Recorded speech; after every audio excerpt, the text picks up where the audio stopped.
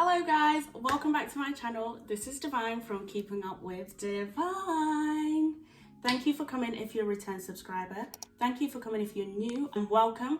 Make sure you hit the subscribe button for content every Sunday, 6 p.m. UK time, and the occasional lifestyle content on a Wednesday. So for those of you who are new here, this is my business channel. I recently quit my job, started 2 businesses, and I'm literally living my best self-employment life and bringing you guys on the journey. On this channel, I'll be talking you through everything I learn, everything I'm doing, and all the little gems and information that I find that could be handy to you if you're looking to start self-employment, you're in it, you've quit your job, or whatever stage you're in, or if you just find my voice really interesting and fascinating and you love to watch my channel, then you can also listen to this content as well, because you never know which bit might inspire you.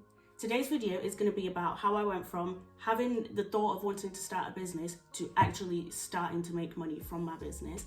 This is going to be in regards to Divine Content Hub. So I'm going to talk you through all the steps that I went through in order to get to the point that I am, where I'm making money from my business and I'm getting clients on a regular basis. This is going to be split into 2 videos. Today's video is literally going to be from the point of conception of Divine Content Hub up until the point where everything was set and ready for me to get clients.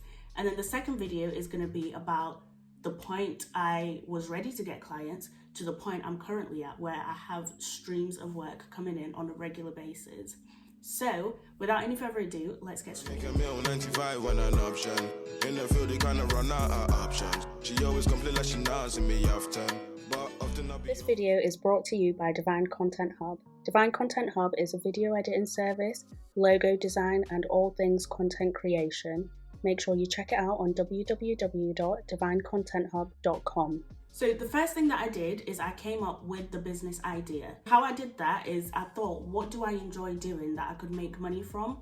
I really love being on YouTube, but the bit that I love about YouTube is actually the editing, not so much the filming. Like, I procrastinate a lot when it comes to the filming, but when it comes to the editing, I'm really looking forward to it. So I thought, okay, I love doing that. People actually pay for an editing service, so why wouldn't they pay for my editing services? All I need to do is kind of refine what I do and find a way to make it into a business. I also thought, how am I going to know what to charge people? So I went to Instagram and I literally asked, would you pay to have your videos edited? To which the response was majority yes. There was a few no's, but that's to be expected anyway.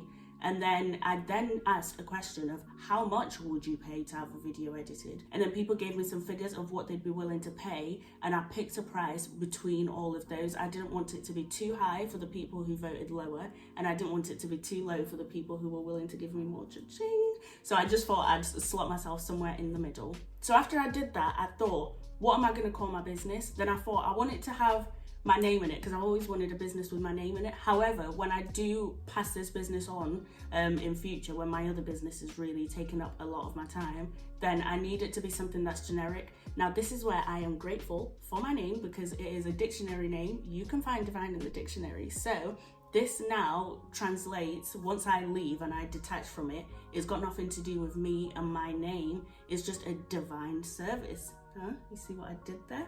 Divine Content Hub. Divine Content Hub, or a Divine Content Hub. You see? Really thought this through. And I didn't want to call it Divine Video Editing, because that limits expansion for me, because I'd only be able to do video editing. Currently, I'm outsourcing some services, which you'll see I'm having new products coming on the website, but I decided to call it Content Hub, so it can be a hub of all things to do with content. I was kind of thinking ahead, and I think that's really important. Like, you may have one thing that you're doing at the moment, but just ask yourself, is there ways you can expand in the future, and will your name affect that? Will that be a problem? If not, great, fantastic, then use the niche name that you've decided to go with. Once I then had the name of my business, I spoke to a graphic designer that I know who does all my logos and things like that I need for all my businesses that I have or have ever had. And if you guys would like to get some logos done by him, make sure you head over to www.divinecontenthub.com and you can purchase a logo design package, and he'll be able to create an amazing piece of work for you. Anywho's, I got a logo done, and that was just there waiting for me to be ready. I then purchased a domain on GoDaddy.com.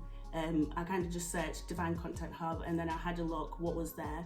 Normally for websites I like to do .co.uk, however, Divine Content Hub is worldwide. Like, it's something that I can do from England in any country. So I decided to purchase .com because I feel like that's quite generic. If I did .co.uk, I feel like people in other countries would have felt like maybe they're not able to subscribe to my services. So I decided to do it like that. So you really do need to think about these things and think, how are people going to see and perceive this website? And after doing that, I purchased an email from G Suite. So it's literally info@divinecontenthub.com. And I was wanting to get one saying Divine, but then that's when I realized that me using my name for the business kind of works to my detriment, because I can't have divine@divinecontenthub.com. I mean, I can, but anyway, moving swiftly along. I then registered the business with Companies House. Now, if you want to know how to register a business, I will link the video there. If I don't manage to link it there, it'll be down in my description. So make sure you check that video out if you're looking to register as a limited company. However, I wish I had registered as a sole trader, and I can go into that on a different video just to let you know what the difference is and why I feel like I made the wrong decision. Nevertheless, I digress.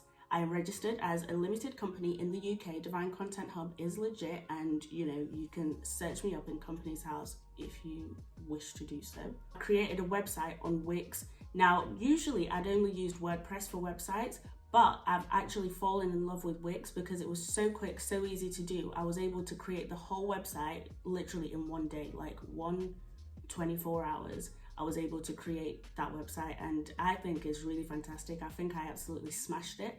If you guys want to check it out, it's www.divinecontenthub.com. And if you guys want to know how I made that website in a day, I can do a video at a later stage if that is what you would like. And also, on all these points that I'm speaking about, if you want a video going into depth about that particular process, please do not hesitate to let me know. Drop it down in the comments, and I'm happy to share these gems with you. I then registered for a business account. I got a business account with Tide.